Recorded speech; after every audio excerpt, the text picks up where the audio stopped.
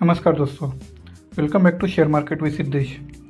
अगर आप long term investing करना चाहते हो या अच्छे स्टॉक सेलेक्ट करना चाहते हो तो सिर्फ चार्ट देखना काफ़ी नहीं होता, आपको कंपनी को समझना पड़ता है और यही काम करता है फंडामेंटल एनालिसिस।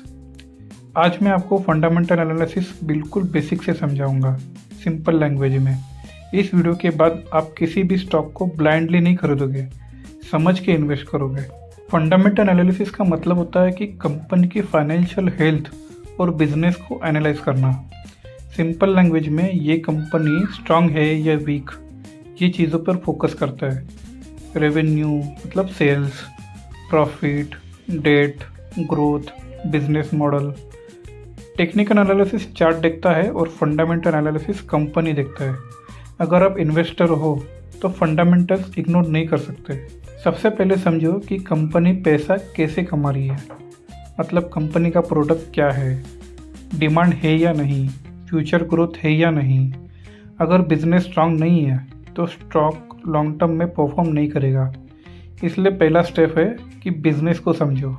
अब कुछ इंपॉर्टेंट बेसिक टर्म्स समझते हैं। सबसे पहला है रेवेन्यू। रेवेन्यू मतलब सेल्स, कंपनी कितना टोटल पैसा कमा रही है। रेवेन्यू ग्रोथ अगर ज़्यादा है तो गुड साइन है।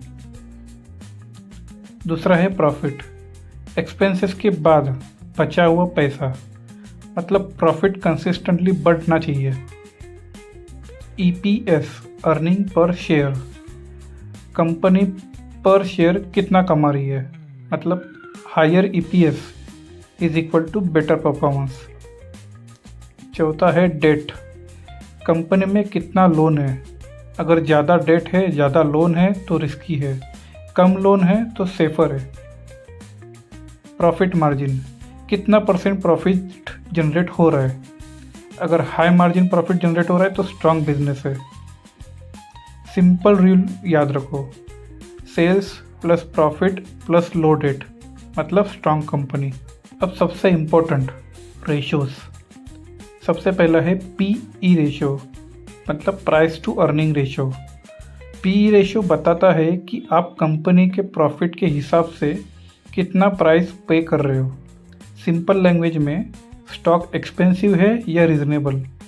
अब सबसे इम्पोर्टेंट सवाल, गुड पीई रेशियो क्या होता है। जनरली 10 से 20 मतलब रीजनेबल माना जाता है, 20 से 30 मतलब थोड़ा एक्सपेंसिव हो सकता है, और 30 से ज़्यादा मतलब हाई ग्रोथ एक्सपेक्टेशन होती है। लेकिन ध्यान रखो, पीई रेशियो हमेशा इंडस्ट्री के हिसाब से कंपेयर करना चाहिए। इसका एग्जांपल है कि आईटी कंपनीज का पीई रेशियो हाई होता है और बैंकिंग या फिर पीएसयू बैंक्स का पीई रेशियो लो होता है। गोल्डन रूल ये है कि लो प्रॉफिट अर्निंग रेशियो हमेशा गुड नहीं होता और हाई प्रॉफिट अर्निंग रेशियो हमेशा बैड नहीं होता। स्मार्ट इन्वेस्टर पी रेशियो को कंपनी के ग्रोथ के साथ कंपेयर करते हैं। दूसरा है ROE, मतलब return on equity ratio. ROE बताता है कि कंपनी शेयर होल्डर्स का पैसा से कितना रिटर्न जनरेट कर रही है। अगर 15% से ज़्यादा है तो जनरली गुड माना जाता है। तीसरा है डेट टू इक्विटी रेशियो, मतलब कंपनी कितना डेट यूज़ कर रही है।